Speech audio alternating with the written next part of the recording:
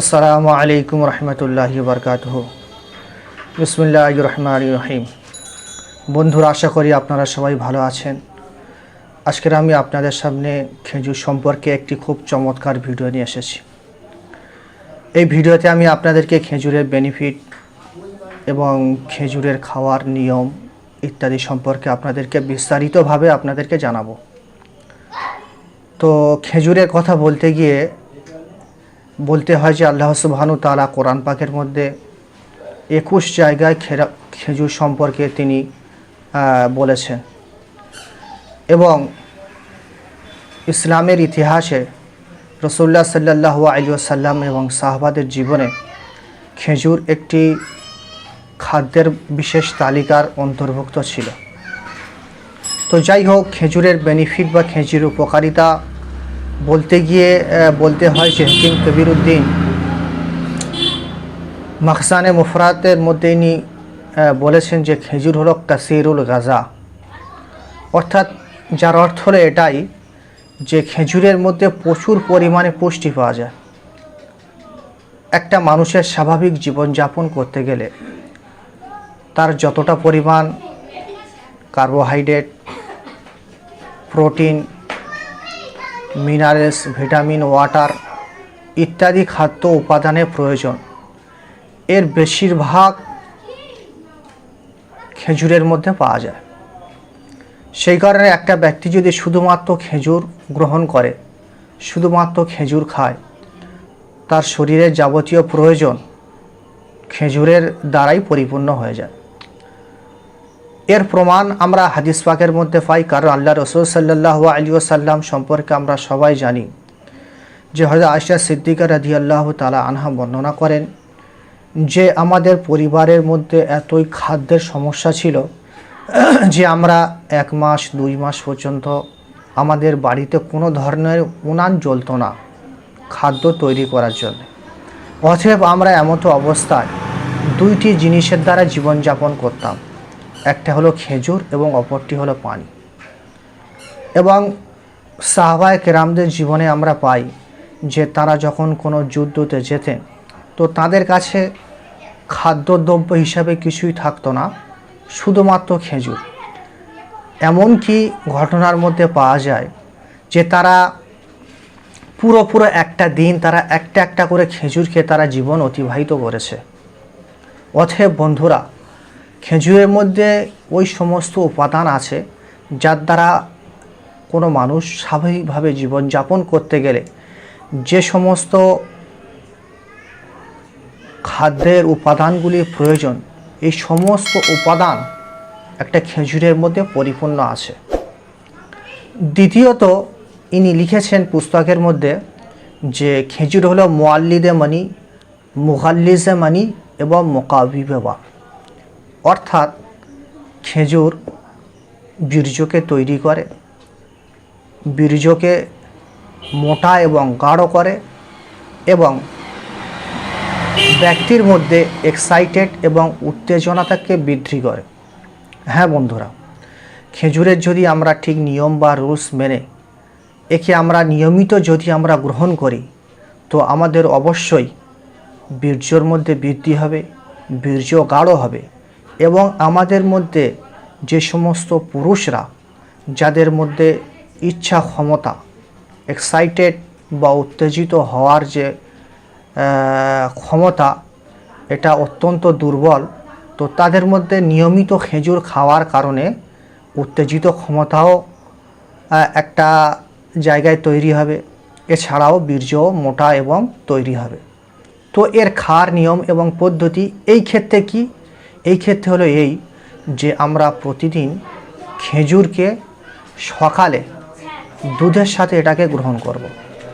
250 গ্রাম দুধের সাথে 4-5টা খেজুর একসাথে একত্রে খাবো, অথবা আমরা খেজুরকে মিক্সচার মেশিনে সেখানে পেস্ট করে তার সাথে দুধ একসাথে মিলিত করে সেটাকে আমরা যদি প্রতিদিন খাই, অতএব দুধ এবং খেজুর এই দুটি হলো জান্নাতি খাদ্য।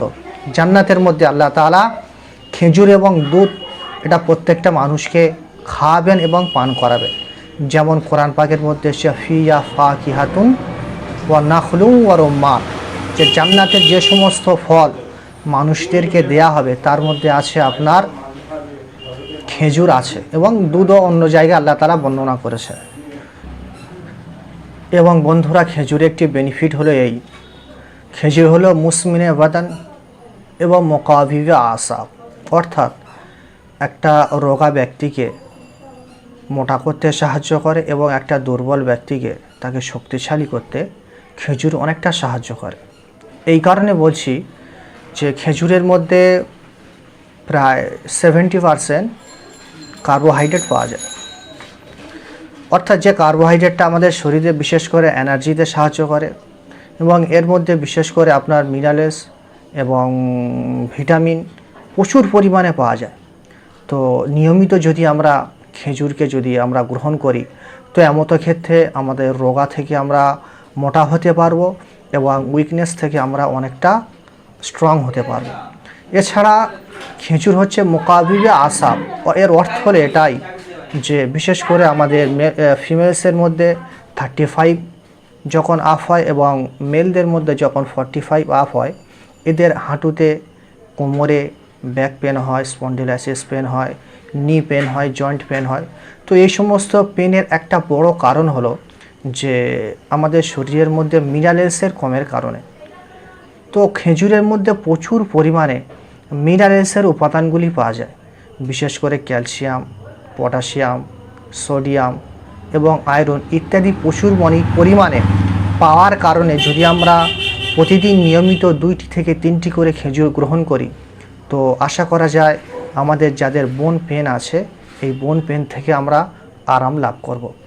এছাড়া খেজুরের একটি বড় বেনিফিট যে সম্পর্কে অনেক বড় বড় ডাক্তাররা গবেষণা করেছেন এবং তারা এই সিদ্ধান্তে এসেছেন যে কোনো যদি প্রেগনেন্ট মহিলা বা গর্ভবতী মহিলা যাকে ডাক্তার প্রতিনিয়ত বা প্রতিদিন যাকে আয়রন এবং ক্যালসিয়াম পিলস খাওয়ার সাজেস্ট দিয়েছে, এই ধরনের মহিলা যদি নিয়মিত 2টি বা 3টি করে খেজুর প্রতিদিন গ্রহণ করে, তো এর শরীরের বিশেষ করে আয়রনের কমি অথবা ক্যালসিয়ামের কমি খেজুরের দ্বারা অনেকটা পরিপূর্ণ হয়ে যাবে। এবং বিশেষ করে সার্ভাইকাল ডাইলেশন, অর্থাৎ আপনার যখন লেবার পেন ওঠে এবং যখন ঠিক ডেলিভারি হওয়ার সময় আসে, তো এমতো ক্ষেত্রে লেবার পেনটা অনেক কমে এবং সার্ভাইকাল ডাইলেশন হওয়ার কারণে অনেক সহজে অনেক আরামের সাথে প্রসব হয়ে যায়, বাচ্চা প্রসব হয়ে যায়। এই কারণে যে এর একটা প্রমাণ আমরা কোরআনের মধ্যে পাই যে আল্লাহ তাআলা হযরত মারিয়াম আলাইহিস সালাতু ওয়াস সালামকে যখন তার প্রসব বেদনা উঠেছিল, তো আল্লাহ তাআলা তার প্রতি আদেশ দিয়েছিলেন যে আপনি ওই খেজুর গাছের কাছে যান এবং খেজুর গাছটিকে নাড়ান, তো সেখানে আপনার কাছে কিছু তাজা খেজুর পড়বে, আপনি সেই খেজুরগুলিকে গ্রহণ করেন অর্থাৎ খান। যেমন আল্লাহ তাআলা বলেছেন ফাহুসি ইলাইকি বিজুসইন নাখলাতি তুসাকিত আলাইকি রতাবান জানিয়া, যে আপনি খেজুর গাছটাকে নাড়া দেন এবং যে তাজা তাজা খেজুর পড়বে আপনি সেই খেজুরগুলিকে গ্রহণ করেন, তো এর দ্বারা আপনার পেন অনেকটা আরাম আসবে এবং আপনার যে প্রসবটাও অনেক আরামে হয়ে যাবে। এবং ডাক্তাররা এই বিষয়ে সবাই সহমত পোষণ করেছেন। বন্ধুরা, আর একটা এর বেনিফিট হলো এই যে প্রতিদিন খেজুর খাওয়াতে স্কিনটা অনেকটা টোন হয়, অর্থাৎ আমাদের যাদের মুখের চামড়া বা স্কিন অন্যান্য জায়গার স্কিন যেখানে অনেকটা বলি রেখা এসছে বা স্কিন যাদের ঝুলে গিয়েছে, নরম হয়ে গেছে, এমতো ক্ষেত্রে স্কিনটা অনেকটা শক্ত হয় এবং টনটনে হয়। এর সাথে সাথে স্কিনটা গ্লো হয়, উজ্জ্বল হয়। এছাড়াও খেজুরের বেনিফিট হলো এই ব্রেন ফাংশনকে ইমপ্রুভ করে, স্মৃতিশক্তিকে অনেক প্রখর এবং বৃদ্ধি করে। এর সাথে সাথে আমরা খেজুরকে চিনির সাপ্লিমেন্ট হিসেবে ব্যবহার করতে পারি। যারা আমরা প্রতিদিন সুগার ব্যবহার করি, সুগারে শুধুমাত্র ক্যালোরি ছাড়া কিছু নাই, এবং আমরা যদি এর বদলে যদি এর সাপ্লিমেন্ট হিসাবে যদি আমরা খেজুরকে ব্যবহার করি, তো খেজুরকে আমরা 1:1 হিসাবে এর পেস্টকে আমরা খেজুরের জায়গায় ব্যবহার করতে পারি। কারণ খেজুরের মধ্যে যে কার্বোহাইড্রেট আছে এর মধ্যে বিশেষ করে ফ্রুক্টোজ পাওয়া যায়, যেটি খেজুরের সাপ্লিমেন্ট হিসাবে আমরা গ্রহণ করতে পারি। এবং বিশেষ করে আমাদের মধ্যে যাদের ডায়াবেটিস আছে, যারা আমরা সুগার থেকে আমরা দূরে থাকি, এমতো ক্ষেত্রে সুগার পেশেন্টরাও খেজুর খেতে পারবে। খেজুর গ্রহণ করতে পারবে। এই কারণে যে খেজুরের মধ্যে যে জিআই একদম লো 41 আছে, অর্থাৎ গ্লাইকোমিক ইন্ডেক্স, যার যদি 53 বা 63 যখন আপ হয় তো তখন এটা সুগার রোগীদের জন্য এটা ক্ষতিকর হয়, কিন্তু এর জিআই রেঞ্জ হচ্ছে গিয়ে 41। তো এমত ক্ষেত্রে যদি সুগার পেশেন্টরা প্রতিদিন একটা দুটো যদি খেজুর গ্রহণ করে বা এর পেস্ট চিনির জায়গায় গ্রহণ করে তো এমত ক্ষেত্রে এদের জন্য কোনো ক্ষতির কারণ হবে না এবং এটা 1:1 ব্যবহার করবে। এছাড়া হাদিস পাকের মধ্যে আল্লাহ রসুল সাল্লাল্লাহু আলাইহি ওয়াসাল্লাম খেজুরের বহু গুণাগুণ বর্ণনা করেছেন। যেমন একটা আপনাদের সামনে ঘটনা তুলে ধরি, যে খেজুরের মধ্যে ফ্যাট 0%, অর্থাৎ যখন ফ্যাট নাই তখন এর মধ্যে কোলেস্টেরল, অর্থাৎ মানুষের যে হার্ট অ্যাটাক হওয়ার প্রধান যে একটা কজ বা কারণ, সে কোলেস্টেরলে কোনো ভয় নাই। তার প্রমাণ এটাই যে একবার আল্লাহ রসুল সাল্লাল্লাহু আলাইহি ওয়াসাল্লাম সাদ বিন আবি ওয়াক্কাসের সম্পর্কে শুনলেন যে তার বুকে পেন হচ্ছে। তিনি দেখতে গেলেন এবং দেখতে যাওয়ার পরে আল্লাহ রসুল সাল্লাল্লাহু আলাইহি ওয়াসাল্লাম তাকে বললেন যে 7টা আজওয়া খেজুর তার আঁটি সমেত, তার দানা সমেত পেস্ট করে তাকে খাওয়ার নির্দেশ দিলেন। এবং ইসলামের ইতিহাসে সাদ বিন আবি ওয়াক্কাস রাদিয়াল্লাহু তাআলা আনহু সর্বপ্রথম হার্ট অ্যাটাক এসেছিল এবং তার ঔষধ হিসেবে আল্লাহ রসুল সাল্লাল্লাহু আলাইহি ওয়াসাল্লাম বললেন যে আপনারা 7টা খেজুর তার দানা সমেত পেস্ট করে একে খাওয়াও। তো খাওয়ার কারণে তিনি তার হার্টের ব্লকেজ খুলে গেল এবং হার্ট অ্যাটাক থেকে তিনি নিরাময় পেলেন এবং পরিত্রাণ পেলেন। অথবা এর দ্বারা বোঝা গেল যাদের মধ্যে আমাদের কোলেস্টেরল আছে, যদি কোলেস্টেরলকে নর্মাল রাখার জন্যে আমরা যদি প্রতিনিয়ত খেজুরকে গ্রহণ করি তো এমত ক্ষেত্রে আমাদের হার্টের ব্লকেজ অনেক নর্মাল হয়ে যাবে এবং আমরা হার্ট অ্যাটাকের মতো একটা কঠিন রোগ থেকে আমরা অনেকটা পিছনে বা দূরে সরে যাব। এছাড়া আল্লাহ রসুল সাল্লাল্লাহু আলাইহি ওয়াসাল্লাম বুখারী শরীফের হাদিস পাকের মধ্যে বলেছেন যে ব্যক্তি প্রতিদিন 7টা আজওয়া খেজুর খাবে সে ব্যক্তির কোনো ধরনের পয়জন, সেই দিনে কোনো ধরনের পয়জন অর্থাৎ বিষ তাকে কোনো ক্ষতি করতে পারবে না এবং কেউ যদি তাকে জাদু করে তো তার উপরে কোনো ধরনের জাদুর প্রভাব আসবে না। এছাড়াও খেজুর সম্পর্কে আল্লাহ রসুল সাল্লাল্লাহু আলাইহি ওয়াসাল্লাম বহু হাদিস বর্ণনা করেছেন। তো যাই হোক বন্ধুরা, কিন্তু আর একটা কথা বলে দিই যে খেজুর কারা গ্রহণ করতে পারবে না। খেজুর তারা গ্রহণ করতে পারবে না যে যাদের মধ্যে বাইল বেশি আছে, লিভার বাইল বেশি আছে, অর্থাৎ যাদের এলএফটি করার পরে যাদের বিলিরুবিনের পরিমাণ বেশি আছে নর্মাল রেঞ্জের থেকে। তো এমত ক্ষেত্রে এই ধরনের ব্যক্তিরা শুধু খেজুরেরা গ্রহণ না করে এদের জন্য ভালো, কারণ এমত ক্ষেত্রে আল্লাহ রসুল সাল্লাল্লাহু আলাইহি ওয়াসাল্লাম এই ধরনের ব্যক্তিদেরকে খেজুরের সাথে ক্ষীরা অথবা কাকড়ি, অর্থাৎ খেজুরের সাথে খেজুর অথবা খেজুরের সাথে শসা অথবা কাকড়ি দুটো একত্রে গ্রহণ করতে বলেছেন। কারণ খেজুর হলো একটি গরম ফল, যার কারণে আমাদের মধ্যে লিভার বাইল একটু অতিরিক্ত বেশি নির্গত হতে পারে। তো সেই কারণে ওর সাথে যদি আমরা শসাকে অ্যাড করে নিই তো শসা আমাদের শরীরকে অনেক কোল্ড রাখে, ঠান্ডা রাখে। তো এমত ক্ষেত্রে শরীরের সামঞ্জস্যতা এটা ঠিক বজায় থাকবে। সেই কারণে আল্লাহ রসুল সাল্লাল্লাহু আলাইহি ওয়াসাল্লাম এই ধরনের ব্যক্তিদেরকে খেজুরের সাথে শসা অথবা কাকড়ি একসাথে গ্রহণ করার কথা বলেছেন। বন্ধুরা, এবার আপনাদের সামনে খেজুর খাওয়ার নিয়ম এবং পদ্ধতি সম্পর্কে জানাবো। যে বিষয়ে হাকিম কবিরউদ্দিন তার পুস্তকের মধ্যে লিখেছেন যে একটা ব্যক্তি স্বাভাবিকভাবে সারাদিনে 50 গ্রাম খেজুর গ্রহণ করতে পারবে।